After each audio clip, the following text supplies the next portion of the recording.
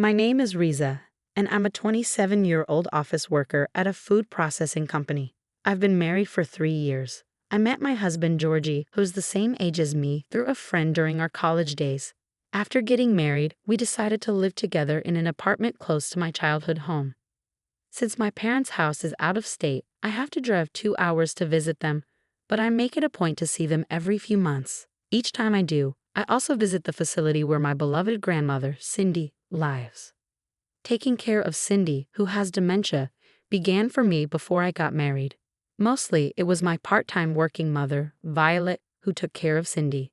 Caring for someone with dementia is incredibly challenging.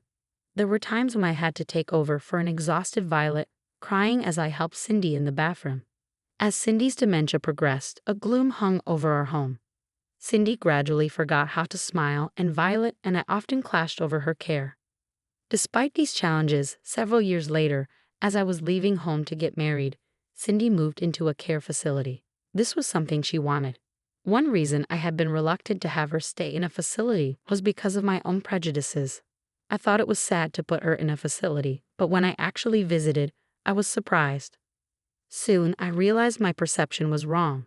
The facility was bright and clean, with professional staff working efficiently. Most importantly, everyone there was smiling, and Cindy looked truly happy. Seeing this, we realized as a family that this was the best choice, even though it felt bittersweet.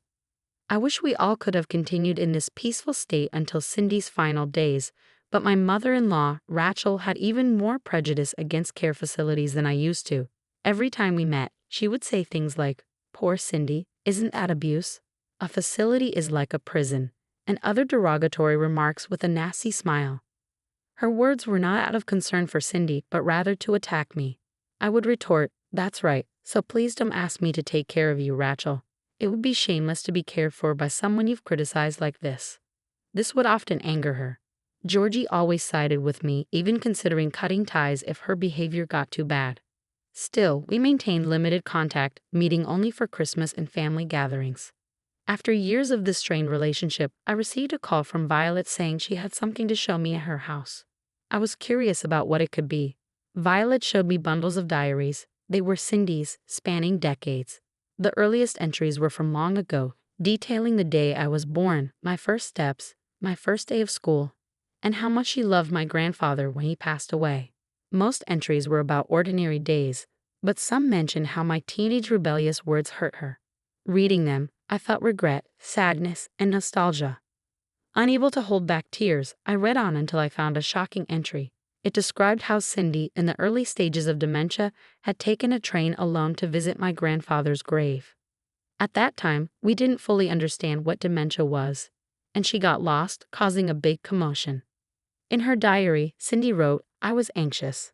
I worried about Risa especially. Her once beautiful handwriting had transformed into shaky, childlike scribbles."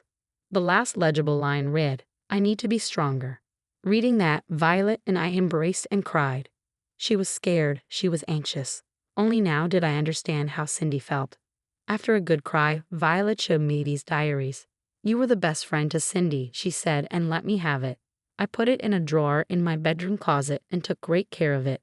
But something terrible happened regarding this notebook." The incident happened the year after I received the diary. Georgie and I were planning to visit Rachel's place for Christmas, which was a month away. One day before Christmas, I got a call from Rachel, asking me to come over alone. Given the unpleasant stories about Rachel, I consulted Georgie, who advised, "You better not go." But Rachel's intriguing words, "I have something nice to show you," piqued my curiosity, and I decided to go, with Georgie accompanying me. Since Rachel had insisted I come alone, I had Georgie wait in the car, and with a sense of alertness, I visited Rachel's house. As soon as we met, Rachel greeted me with a disturbing smile. "You've seen this, haven't you?" To my astonishment, what she proudly presented was Cindy's diary. I had never even mentioned its existence to Rachel, let alone shown it to her. "What? How? Why?" I stammered. I had kept it in a place that no one could find. My legs started shaking uncontrollably, barely able to stand despite my desire to appear calm. Rachel explained that she had borrowed the apartment key by pretending to be a relative of the owner, then sneaked into my place during my absence to find something incriminating. She found the bundle of diaries in the closet. Closets have always been the place to hide important things, just as I thought, she said excitedly. Embarrassingly, I hadn't noticed the intrusion. Though my heart was far from calm, I tried to hide my panic and pressed Rachel to return the diary. That makes you a thief, doesn't it? Oh, Rachel, have you stooped to thievery now? Please give it back. As I said this, Rachel replied with a disgustingly joyful smile. Oh, they always stuff you, now so weak and vulnerable. This must be something very precious. Unable to bear it any longer, I called Georgie on my mobile phone, who I had told to come immediately if anything happened. Georgie rushed over from the car, which infuriated Rachel. Risa, didn't I tell you to come alone? How could I come alone when I don't know what you're capable of, Mom? What's that you're holding? Georgie retorted angrily. Ashamedly, please give it back. All I could do was cry out.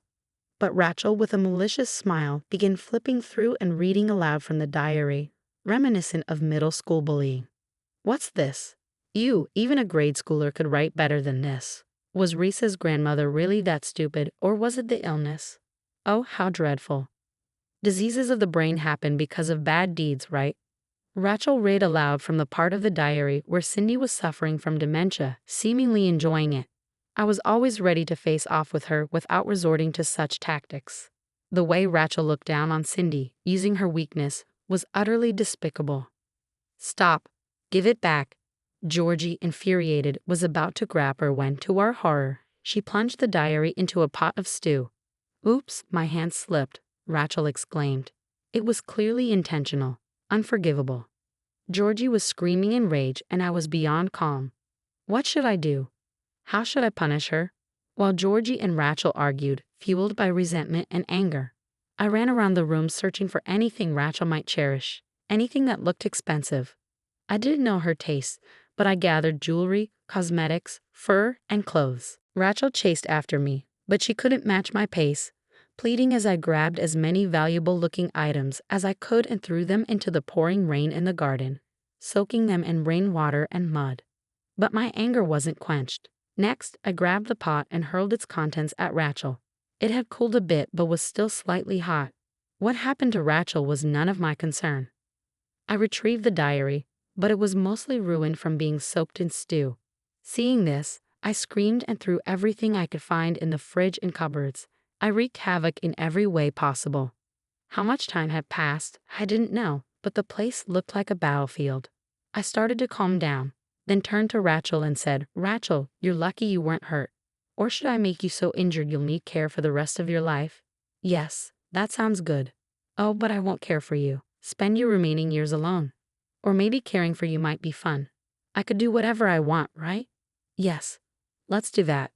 Hearing this, Rachel crawled around whimpering, eek, like a frog. Later, Georgie told me I had a creepy smile and that he had never seen me like that before. I knew my wife was strong-willed, but I never imagined she'd become that way when angry. I couldn't stop her while she was raging, so I just let her be until she was done. I thought if the neighbors heard and called the police, we could somehow explain it, Georgie said. That's enough for now, he said, dragging me to the car. However, Rachel, misunderstanding the situation, clung to Georgie. Georgie, you're on my side, right? You saw it. Violence is scary, she pleaded. But Georgie shook her off briskly, repulsed. Disgusting.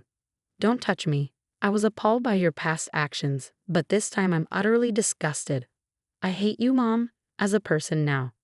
After cutting ties with Rachel, Georgie pushed me into the car and got into the driver's seat. I was in a daze, holding the ruined diary, unable to do anything else, shaking uncontrollably, tears streaming down my face. I felt nauseous and, failing to hold it back, ended up vomiting on Rachel, who was ranting outside the car. Covered in vomit, Rachel screamed, Risa, I'll never forgive you, even if you apologize. But Georgie retorted, who's apologizing? Even if Mom does, we're never seeing her again. Hearing that, I felt a sense of liberation, realizing I didn't have to see the person who trampled not only on my life, but also on Cindy's. Georgie's stance of abandoning the obligatory relationship because I was his wife made my heart lighter. However, the diary couldn't be restored to its original state. After returning home, I carefully cleaned and dried it, Some pages could be turned, but most of it was wavy and unreadable. Overwhelmed with sadness and emptiness, I decided to cherish the parts that remained intact. Georgie's increased kindness helped me start to recover.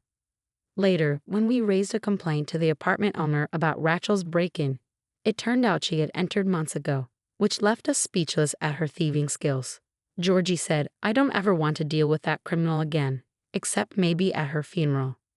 Crying, but since our apartment location was known, we couldn't risk future incidents. We considered moving and in the meantime added more locks to our apartment, installed an alarm system that rings with vibration, and set up dummy cameras at the entrance and inside, with one real camera inside the house. Our security measures were extreme for a rental apartment, but we managed it with full support from the owner, as the burglary was due to their oversight. Regarding moving, Georgie had tough negotiations, ensuring we get support, so we had no financial worries. Despite my efforts, my stomach continued to hurt, so I ended up needing to visit the hospital. Seeing my condition, Georgie said, "We don't need this anymore," and removed the home phone, which almost exclusively received calls from Rachel. Since most of our communication with Violet was through mobile phones, we weren't worried, and it did help ease my mind. Georgie also wanted to apologize to my family, but I didn't want to cause unnecessary worry, so we held off on that instead. I suggested, "Then make me happy instead," which unexpectedly made him break down in tears. Watching him cry, I remembered something Cindy once said. "If you keep saying life is hard, only hard times will come. But if you say life is fun, fun times will find their way to you." If Cindy said it, maybe there's truth to it. With Georgie, I feel like it could come true. A month later, Georgie told me about a recent visit to my parents' house, a fact he initially withheld considering my mental state. After removing the home phone, Rachel had called him dozens of times. When she saw him, she clung to him again. He described her as pitiful and diminished, but she only spoke ill of me, asking, "You'll divorce that wife and come back home, right?" Seeing Rachel in that state, Georgie told my father-in-law, Sean, "I'm sorry, but I don't want to see my mom anymore. So Dad, please take care of Mom. Making her happy is your responsibility, just as making Risa happy is mine." In response, Sean quietly apologized. "I'm sorry for everything so far," and pulled Rachel away. When it was time to leave, Rachel was sitting on the floor crying bitterly. On the day I lashed out, Sean had taken his screaming Rachel to the hospital. Until now, Sean had always been the one to quietly say, "Sorry, Risa," after any conflicts with Rachel, giving off a sense of resignation in dealing with her volatile temperament. But this time, he seemed to realize something was wrong with his wife and decided to get her examined. At this point, the doctors hadn't given a definitive diagnosis, but it seemed like Rachel might be suffering from empty nest syndrome. She felt as if her son, whom she had raised with all her effort, had been taken away by some unknown daughter-in-law, like a mother bird overwhelmed by the emptiness of her nest. The current approach is to help her accept reality. We don't have children yet, but hearing this made me feel sorry for her. Georgie, sensing my sympathy, firmly said, "Risa, are you thinking of going easy on her?" That's why I thought it'd be better not to talk about this. Whether it's illness or not, remember how many times we've been hurt by showing leniency. It's enough. I'm sorry. It seemed Georgie was much angrier than I was. Upon reflection, the act of breaking into our house to find faults in his wife, stealing and ruining a cherished diary, and even denigrating her grandmother is despicable. Something you rarely see even in dramas. No matter how lonely a parent feels after their child's marriage, if my own parent did something like that, I'd reconsider our relationship. Rachel lost something important to her in exchange for destroying something precious to me. It's a significant price to pay, but if she can recognize the presence of Sean, her closest and most important person, maybe she can find happiness. Saying this might make Georgie accuse me of being too lenient again. But if Rachel treasures Sean, realizes her actions, and sincerely apologizes, maybe I could consider meeting her just once more. That day might never come, but she's still my husband's parent after all. However, right now, I feel like I might hit her if I saw her, so I really don't want to meet her for a while.